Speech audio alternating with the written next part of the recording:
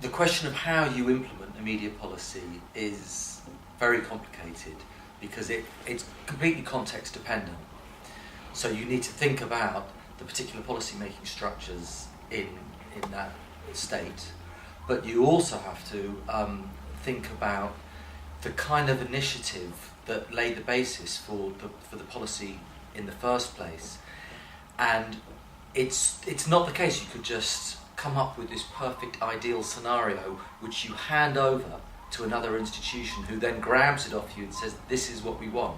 I think one of the lessons I've learned is that those kinds of top-down policies are not the ones which are most likely to be progressive.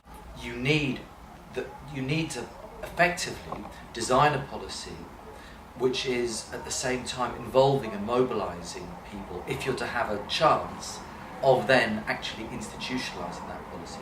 So when it comes to, public subsidy for journalists, this is something which we have tried and are currently failing to win in the UK. I can come up with the perfect scenario, and we have tried to come up with the perfect scenario, and we will not be listened to unless we have mobilised journalists as part of that process. So I think the first answer to the question has to be, you cannot have a huge gap between the way in which you devise the policy and its capacity to be implemented. And I think that's always a question about public policy involving the public, because all too often the public is absent, is invisible, is this kind of thing that gets added on at the end. Or maybe a policy is seen to be in the public interest. Well, that's just a phrase, that could mean anything. Corporations say the public interest is what we deliver. Then you can have citizens groups saying no, it has to be, well, none of that makes a difference unless you have publics, unless you have particular groups and publics mobilised in the framing of the questions. And I think that's the case with thinking of not just subsidy for journalists, but the big questions around media structures and ownership. If it's about a demand for transparency of ownership, I know many countries across the region, this is a profoundly tough question.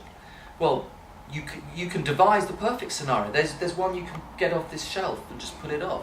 But unless it's part of a wider social movement, which is actually saying there is a problem with democracy, there is a democratic deficit, and the lack of information about media is part of this, you're not going to have the power to be able to make this a meaningful reform.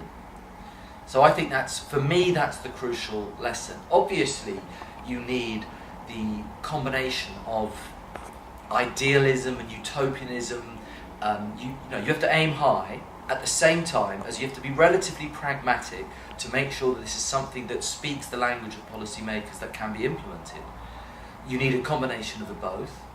You need it to be well informed, and there are enough communities who can furnish whatever is the research, some of the data.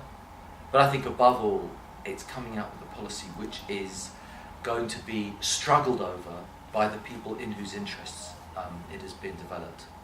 Finding out information, acquiring the information you need to make a change about your own media system is incredibly important. You have to know your media if you want to change your media, but it's astonishingly difficult. If there were easy answers for this, then we would have acted on them. First of all, it's not the case that information is power. I mean, you can have the information, and believe me, it doesn't mean you have the power, because there's people with bigger mouths and louder voices. So don't think that information in and of itself is the solution. However, without information, it makes our job that much harder. Now, I was looking for information about the Croatian media landscape. It was difficult for many reasons. I mean, one is obviously to do with the language, that some of the data is provided in a language that I don't understand. But the more reasons are simply that there are actually very few authoritative, publicly available sources of information about the media in any country. In any country. We are very lucky in the UK that we have that the official regulator produces this big fat book which is online every August, freely available to any citizen that wants to have a look. The Communications Market Review, and it's useful data. Now, you have to know what you would want to do with this data. It gives you the bare facts. You still have to then ask the questions and figure out the way in which you will pose solutions using this. But I guess we're lucky, because I think if we didn't have that, one of our demands as a reform movement would be to say we need this information, because by and large, who is the biggest provider of this kind of data, obviously, is commercial businesses who, for reasons of commercial confidentiality, do not give it to us. They may sell it to us for 1,500 euros, but it's not freely available. And I think one of the major demands of any domestic reform movement should be to say to a government, you need to get this information from both any state-controlled media, but also from the private sector. Fine, the private sector exists, they have their role. That does not mean they are able to be exempt from the gaze of the public. And we should know who owns the corporations. We have a right. If we have a right to elect members of parliament, if we have a right to some parliamentary processes, why don't we have a right to know what the share is of broadcasting, who owns a newspaper, the names of all the editors, the actual network of businesses that an individual media organisation is involved with? That seems to me to be absolutely crucial. But all too often, we do not have that. Now, how do you do that? Well, that's, first of all, it's just a campaign issue. It is a basic democratic demand. So why isn't that incorporated into any social movement? If it wants to see real democracy in Croatia, as I would love to see real democracy in Britain, we need both to have that access to data, but also to be able to make sure that the public voice is heard and acted on. So there is no easy way of doing this, but again, you just have to see this, not in any way defensively, not as in, oh, this is what's the expression, something just for the policy nerds and the policy wonks. This is something the public has a right to. So if I was you, I would be outside the Croatian government offices or regulators. I would add that to the long list of demands that you may have about all the other things that the public have not been given information about.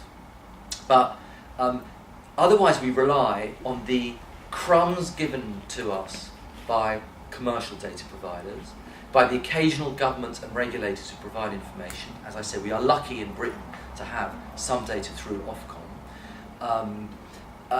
There are some NGOs and non-governmental organisations which will commission pieces of research, and they're incredibly important.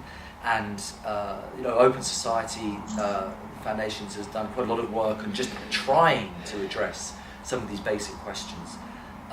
But again, it's a question of citizens mobilising themselves to say the media is too important to be something that we just sit back and consume emptily and passively. We want to say over policy, we want to say over research and data, we want to say over the shape and structure. And if we put all those together, I think the public's voice will start to gather momentum and make a change.